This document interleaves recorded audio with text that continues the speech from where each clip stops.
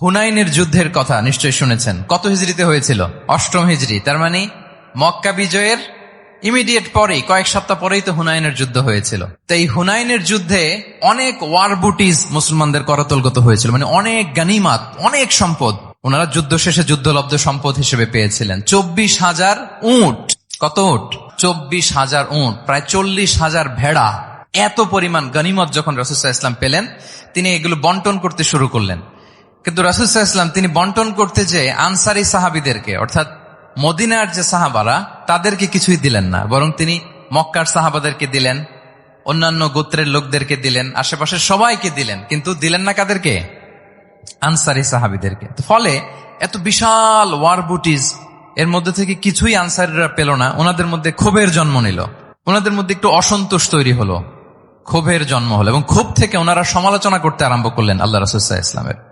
এবং সমালোচনা করতে করতে এটা এমন পর্যায়ে চলে গেল, এক পর্যায়ে তারা বলতে আরম্ভ করলো যে আমরা ওনার জন্য জান দিলাম, জীবন দিলাম, আজকে উনি এত সম্পদ পেয়ে সব নিজ এলাকার লোকদের মাঝে বন্টন করে দিল, এটা কি ঠিক করলো উনি? আল্লাহ তাআলা আল্লাহর নবীকে ক্ষমা করুক, আল্লাহ তার রাসূলকে ক্ষমা করুক। মানে কেমন যেন রাসূল একটা ভুল করে ফেলছেন, রাসূল সাল্লাল্লাহু আলাইহি ওয়াসাল্লাম ওনাদেরকে দিতে বাধ্য ছিলেন, এটা যেহেতু দেন নাই, আল্লাহ তার রাসূলকে ক্ষমা করুক, এরকম একটা কথা তারা বলে ফেললেন। তো এটা তো অনেক বড় কথা।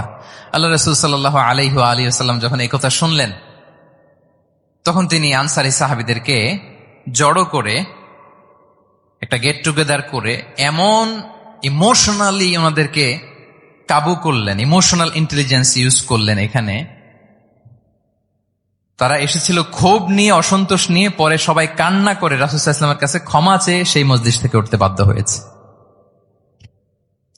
তিনি সবাইকে ডেকে বললেন, ইয়া মা'আশারাল আনসার, আলাম আতিকুম দুল্লালান ফাহাদাকুমুল্লাহ ওয়া আলাতান ফাআগনাকুমুল্লাহ ওয়া আ'দাআন ফাআল্লাফাল্লাহু বাইনা কুলুবিকুম।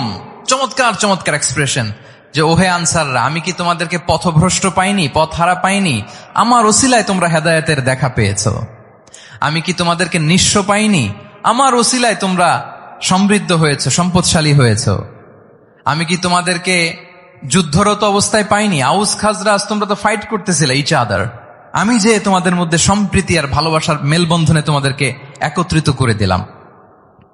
আওয়াজাতুম ফি আনফুসিকুম ফি লুআআতিন মিনাদ দুনিয়া, আর দুনিয়ার সামান্য কিছু জিনিসের কারণে তোমরা মনে কষ্ট পাচ্ছ, যেটা দিয়ে আমি কিছু মুসলিমদের হৃদয়কে আকৃষ্ট করছিলাম। তাআল্লাফতু বিহা কওমান লিয়ুসলিমু ওয়া ওয়াকালতুকুম ইলা ইসলামিকুম। আমি কিছু মুসলিমদেরকে এগুলো দিয়ে তাদের হৃদয়টাকে ইসলামের প্রতি আরো অ্যাট্রাক্টেড করতেছিলাম, আর তোমাদেরকে তোমাদের ইসলামের উপরই আমি ছেড়ে দিয়েছি। আমি জানি আমার আনসাররা, তাদের হৃদয়ে যে ইসলাম আছে এটাই তাদের জন্য যথেষ্ট। আমা তারদাউনা আইয়াযহাবান নাসু বিশ-শাতি ওয়াল বাঈর ওয়া তারজিউনা বিরাসূলিল্লাহি ফি রিহালিকুম। Won't you be happy that people go back to their country with sheep and camel, and you go back to your country with Rasulullah? Allahu Akbar। তোমরা কি এতে খুশি হবে না? মানুষ উট আর ভেড়া নিয়ে তাদের এলাকায় ফিরবে, আর তোমরা আল্লাহর রাসূলকে নিয়ে তোমাদের এলাকায় ফিরবে। এরকম একটার পর একটা ইমোশনালি রাসূল সাল্লাল্লাহু আলাইহি ওয়াসাল্লাম যখন আনসার সাহাবীদেরকে কাবু করতে লাগলেন, ওনারা এমন ভাবে কান্নার রোল জুড়ে দিল, এমন ভাবে অনুতপ্ত হলো, কাঁদতে শুরু করলো।